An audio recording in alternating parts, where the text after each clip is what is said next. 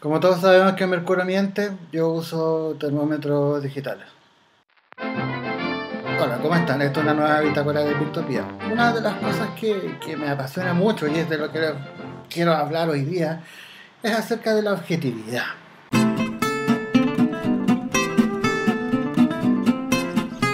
En todas las discusiones, en todas las peleas y en todos los, digamos, intercambios de opiniones, argumentaciones que algunas se tienen con algunas personas, uno lee por ahí, siempre se pide, oye, sé objetivo, sé objetivo.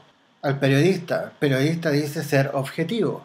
El periodista cree ser objetivo. Las noticias las critican porque sienten que no son objetivas, que el gobierno manipula, que el Mercurio siempre ha mentido, nunca ha sido objetivo. Nada más simple que decirle que la verdad no existe y, por consecuencia, o en consecuencia, la objetividad no existe. Se puede llevar a muchos planos, pero lo vamos a tratar en el periodismo. Yo no soy periodista, pero me voy a meter en ese plano igual. O sea, al final el tema es acerca de llevar o no llevar ideas. Eso es lo que al final nos interesa. La objetividad no existe. Muy simple. ¿Por qué? ¿Por qué la objetividad no existe? ¿Por qué? ¿De dónde sale eso? Y eso viene del postulado de que la realidad no existe. ¿Y por qué la realidad no existe? Porque lo que nosotros concebimos como realidad es lo que nuestro mecanismo perceptivo nos lleva al cerebro y ahí se procesa la información. Los mecanismos perceptivos son distintos para cada persona, entonces podríamos decir y llegar a la conclusión que todas las personas ven una realidad diferente, que es el fenómeno que se conoce como qualia, que es la categoría que la conciencia le entrega a la percepción y a determinados objetos. Por ejemplo, ustedes ven que yo tengo un gato negro atrás, entonces todos se imaginan un gato negro, pero la visión de gato negro no es para todos la misma. Y si ustedes estuvieran viendo de cerca, no todos podrían describir el negro de la misma forma. La polera que yo uso, los colores, cada color, cada persona lo ve distinto. Entonces partamos del hecho de que perceptivamente no podemos llegar a un consenso porque cada persona tiene órganos distintos y el qualia funciona de manera distinta. El qualia es lo que va a determinar lo que nosotros vemos, es decir, la conciencia, nuestra autoconciencia, el trabajo de la autoconciencia, del pensar, de la metacognición, de reflexionar respecto a las cosas y a las conclusiones que llegamos son únicas y personales. Es cierto que podemos tener influencia de distintas fuentes. Por ejemplo, no sé, leo un libro acerca de ciertas ideas y yo puedo estar de acuerdo con esas ideas. Entonces, pero lo que yo entiendo, lo que yo proceso, es muy diferente a lo que usted o tú vas a leer o vas a entender o vas a procesar. Por eso que la objetividad no existe, por eso que podemos llegar al postulado de que la realidad no existe. La realidad no existe porque hay un montón de realidades que la ve toda la gente observa un objeto y esa relación sujeto-objeto es única, es particular y está mediada por los procesos cognitivos que se dan en el cerebro, desde principalmente la visión. Es como lo que se utiliza para ver el tema de la conciencia en sí. Si lo llevamos al plano de las ideas, vamos a tener que no existe una realidad objetiva, porque al haber tantas realidades que tantas personas ven, esta realidad es fragmentada, por lo tanto hay que unificarla y para eso se llega a una especie de acuerdo donde construimos nuestra realidad y nos ponemos de acuerdo para lo que va a ser lo que va a ser. Entonces cuando se critica, por ejemplo, cuando se pide que se dé que uno relate un hecho, ese relato nunca va a ser objetivo porque nuestra subjetividad va en el relato. El observador se inserta dentro del observado, como decía Maturana. Por lo tanto, la objetividad no es tal. Lo que yo estoy hablando va dado por todo lo que yo he leído, por todo lo que yo he vivido, por todo lo que yo he descubierto, por todo lo que yo he sufrido. Eso modifica mi discurso y presenta una realidad que no necesariamente es la verdad. Es una de las tantas. Yo no soy objetivo al estar hablando acerca de lo que estoy hablando. Yo hablo de lo que a mí me nace, de lo que yo conozco. Y eso es muy distinto para todas las personas. Por eso, exigirle a un periodista objetividad, no sé qué les enseñarán a ellos. Yo sé que ellos se manejan con el tema de la deontología periodística, que no es nada más que verificar las fuentes. En la verificación de fuentes se trata de dar me imagino, un toque de objetividad al asunto. No es lo que yo pienso, es lo que la fuente indica. Yo repito la fuente. Es como ser historiador. Usamos las crónicas, las podemos interpretar, pero en el fondo no hay hay un proceso de creación en esa interpretación.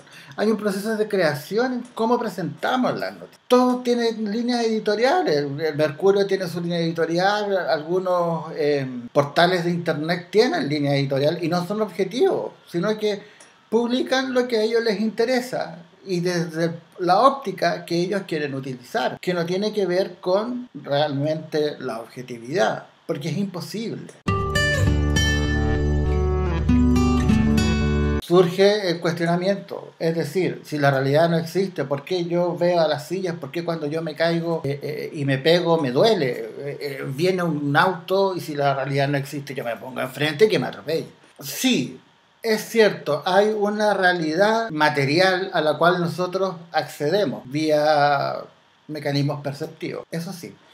Pero en el plano de las ideas, la construcción de los relatos que se quieren comunicar son subjetivos. Por eso que leer distintas fuentes, en el fondo, vamos a tener siempre distintas formas de puntear la realidad. Es como que la realidad fuese una línea recta, supongamos, o circular, ya, y nos paramos en un punto, y desde ese punto tenemos una visión. Y esa es lo máximo de objetividad a lo que podemos aspirar. No podemos aspirar a mayor objetividad. Por eso que no existe. Y por eso que eso de la tolerancia, en el fondo, hay que entenderla como que mi realidad y lo que yo creo como real o mi discurso es distinto de tu discurso, porque tu discurso tiene cosas de tu subjetividad que no tienen por qué ser iguales a mi subjetividad. Y esa es la tolerancia. Entender que hay distintas subjetividades y que en el choque y en la mezcla de esas subjetividades va surgiendo lo que es la sociedad y las convenciones sociales que en el fondo son tan trágicas y tan molestas y que uno no las entiende, pero ahí están. Porque cuando te invitan tú tienes que llevar algo, tienes que llevar un vino. ¿Por qué no llevas una bebida? Si a mí me gusta tomar bebida, no, yo no quiero tomar vino. ¿O por qué tengo que llevar un vino si yo quiero tomar una piscola? Pero las convenciones sociales surgen de esas subjetividades que en el fondo, si todo fuese tan subjetivo, podríamos llegar a un todo vale y hay caos. Entonces es necesario ordenarlo y ahí es donde está la construcción social, que se genera una especie de consenso entre estas distintas subjetividades y de esa forma nos podemos entender. Y al final mi reflexión apunta hacia eso, hacia que la tolerancia no es más que un ejercicio de entender que mi subjetividad, vuestra subjetividad es distinta y que está influida ambas subjetividades por una serie de factores que no tienen por qué ser iguales y no tenemos por qué coincidir. Si coincidimos bien, si no, no. Y para tolerar yo solamente respeto y entiendo la diferencia. No tengo por qué estar de acuerdo contigo, pero tampoco tengo por qué atacar, que es el problema que se da en estos momentos cuando surgen temas que son de orden más polémico. Entonces hay un grupo que quiere imponerle a otro su visión de la realidad y hay otro grupo que no quiere que se le imponga, entonces también tiene su visión de la realidad y eso choca. Y la solución para esto es tan simple como entender que deben coexistir las ideas. Tenemos que aprender a que coexistan las ideas. De esa manera y solamente de esa manera vamos a lograr avanzar en tolerancia y respeto. No pidamos perdón, no pidamos entender, no pidamos empatía.